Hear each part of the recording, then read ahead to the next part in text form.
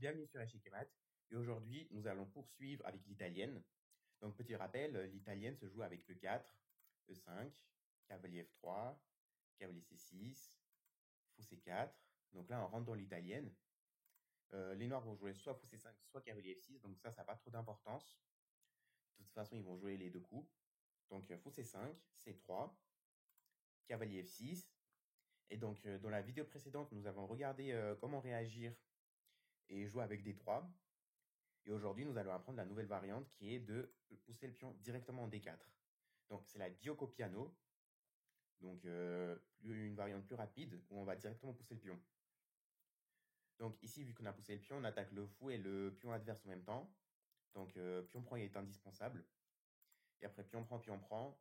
Le meilleur coup ici pour les noirs, c'est de faire fou B4 échec. Donc, ici, nous allons faire cavalier BD2 pour parer l'échec. Et là, vous pouvez vous dire, ok, les noirs peuvent tout simplement prendre le pion en E4 et ils n'auront rien. Sauf qu'en fait, pas vraiment, parce que ici, avec les blancs, on va jouer petit roc. Et après cavalier D2, on va faire tour 1 échec intermédiaire. Donc là, on oblige les noirs à faire fou E7. Et après fou E7, on fait fou prend D2. Donc là, si les noirs veulent ressortir le fou, ils sont obligés de faire petit roc. Et après petit roc, on va pousser notre pion en D5. Donc là, on oblige les noirs à faire cavalier B4. Parce que les deux seules cases qui étaient possibles, c'était cavalier B4 et cavalier B8. Mais bon, franchement, cavalier B8, c'était pas très bon parce que juste on retourne à notre case de départ. Donc cavalier B4, ce serait le meilleur coup. Et après cavalier B4, A3, cavalier A6. Le cavalier noir est très mal placé. Donc forcément, son seul objectif, peut-être un jour, ce serait peut-être de faire cavalier C5. Mais justement, ce qu'on va faire, c'est qu'on va briser ce rêve en faisant dame 2.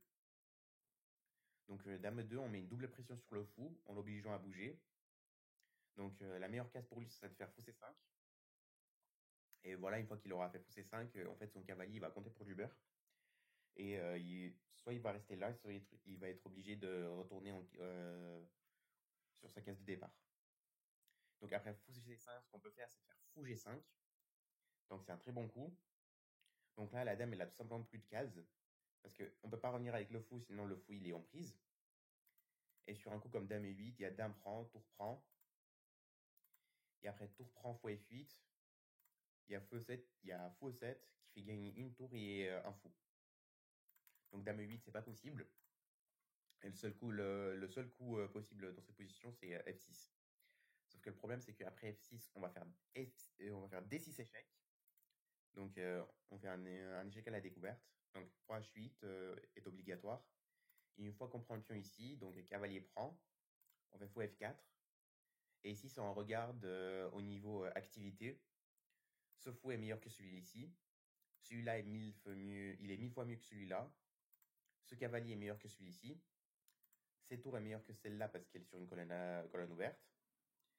Et ces deux tours-là, elles sont à peu près équivalentes, même si la blanche, elle est mieux, parce qu'elle a plus de facilité à venir se développer. Donc, niveau activité, on est mieux. Niveau sécurité des rois, notre roi est meilleur que le sien, parce que le sien a des cases blanches très affaiblies, contrôlées par notre fou de case blanche. Donc ça, c'est un petit plus pour nous. Et de plus, au niveau matériel, bon, ce qu'on a de moins, c'est un pion. Mais si on revient à notre dernière inspection qui est la structure de pion, on peut vite se rendre compte qu'en fait, il a un pion isolé, c'est le pion qu'il a en plus. Donc récupérer ce pion, ça va être un jeu d'enfant. Donc voilà, il ne peut pas faire cavalier prend tout de suite. En revanche, je pourrais vous dire, pour éviter d'avoir à faire fou E7, ce qu'il peut faire, c'est tout simplement faire fou prend, et après fou prend, venir chercher le pion. Ça pourrait être une idée intéressante, sauf que le problème, c'est qu'il y a toujours une réputation en faisant, donc après cavalier E4, ce qu'on va faire, c'est qu'on va faire D5. Donc le cavalier, il peut pas venir ici, il peut pas venir là. Donc la seule case qu'il a, c'est de revenir en E7, enfin, c'est de partir en E7. Et après cavalier E7, ce qu'on va faire, c'est qu'on va faire fou F4. Donc on va développer notre fou. Et là, en fait, l'idée, c'est que si jamais il décide de se développer en faisant un coup comme D6, on va faire dame D4. Donc très bon coup, parce qu'on attaque le cavalier et le pion en même temps. Donc il va faire fou F5 pour protéger son cavalier. Et là, son idée, c'est que si jamais je fais dame prend G7, il a tour G8. Donc je vais être obligé de revenir. Et une fois que je reviens, il fait tour prend G2. Il récupère son pion et il dégrade ma structure de pion. Donc ça, c'est son petite idée. Sauf que nous, on n'est pas dupes, on va pas prendre ce pion. On va faire cavalier H4. Donc on va taper sur ce fou. Et là, notre idée, c'est de faire cavalier prend et venir prendre le cavalier. Donc lui, pour protéger son cavalier, il n'a pas le choix, il doit revenir. Et là, une fois qu'il revient, on a un très bon coup qui est fou G5. Donc là, notre idée, c'est de faire fou prend F6, pion prend, dame prend et regagner notre pion, tout en gardant une activité, une pression massive sur le roi. Et là, si jamais il décide de bouger ce cavalier pour éviter les problèmes, il va directement clouer sa dame et son cavalier. Donc ici, il y a un très fort coup qui est cavalier prend F5. Et ici, il ne peut pas reprendre notre cavalier, sinon on prendra sa dame. Donc après cavalier prend, dame échec. Et prochain coup, on récupère la dame.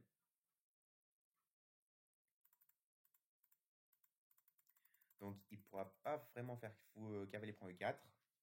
Ça, c'est à noter. Donc là, j'imagine que le meilleur coup pour lui, en fait, vous l'aurez deviné, c'est de faire D5. Donc venir briser la structure de pion. Sauf qu'ici, ce qu'on va faire, c'est qu'on va faire pion prend, cavalier prend, donc petit roc. À noter que si vous avez regardé la vidéo précédente, où l'on disait que vu qu'on est dans une italienne, il faut éviter de roquer très vite. Ici, ce qu'il faut prendre en compte, c'est que pour les noirs, faire grand roc, ça va être très compliqué et très lent. Donc ils vont faire petit roc eux aussi, et vu qu'ils vont faire petit roc, en fait, leur attaque va pas être très pointue et très forte.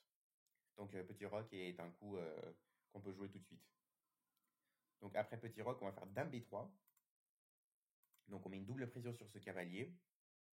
Et après dame B3, cavalier B6. Donc on va faire D5.